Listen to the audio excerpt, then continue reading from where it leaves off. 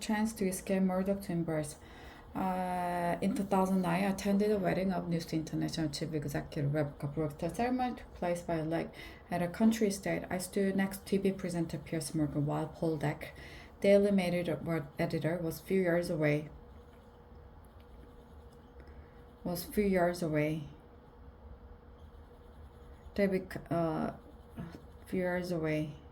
The promoter was closer to the action. David Cameron hung back up the slope. Gordon Brown, then Prime Minister, arrived late with all eyes turning to him as he walked down the lake.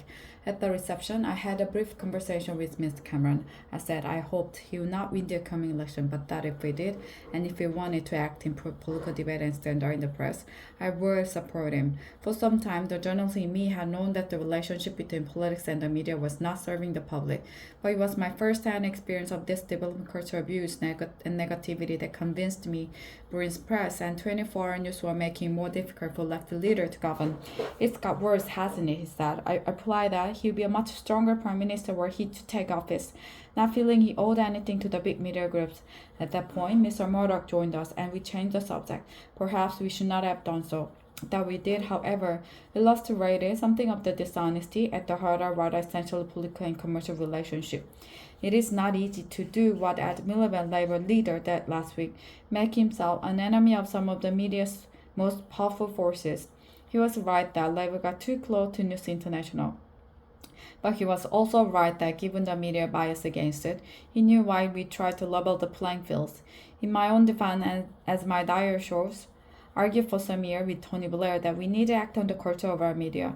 At one point, it ticked me off, asking that I not make views so obvious in front of Mr. Murdoch, his son James, and Lassington, then chief executive of News International. Ultimately, Mr. Blair thought the press had become a problem, but that given our other priorities, people wouldn't understand how we're taking them on. He also thought it would look like revenge for the fact they had turned against it.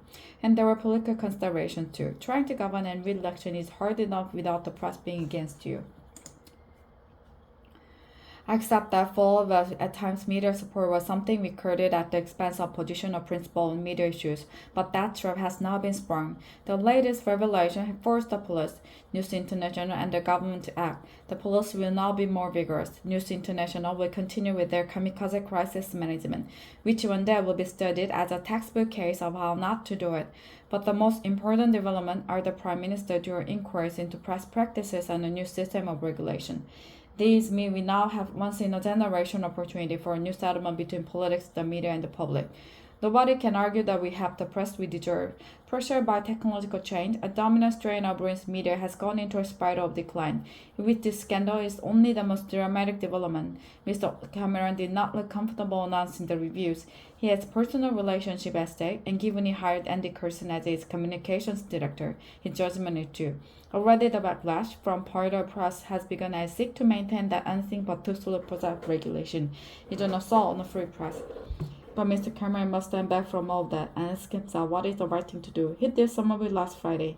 The judicial inquiry should be far-reaching. The news of the world is far from alone the use of devious and legal practices. As widely ignored report from the Information Commission have shown, part of Britain's media reminds me of the trade union before Mrs. Thatcher. They feel untouchable. As I say above, Labour could and should have done more to deal with the fear abyss.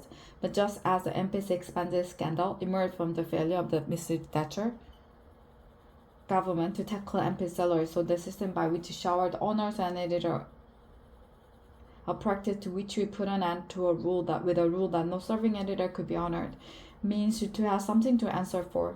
Whatever the past, it is Mr. Cameron who must lead the country to a better place. Mr. Miliband has shown himself capable of playing a good and principled part, and so should the public. Ultimately, political debate will only improve if the public want it to. If they channel the anger at recent event into an assessment of what kind of paper they read, whether they really want to live on a diet of celebrity, trivia, negativity, and abuse, corner afraid, we are all in this together.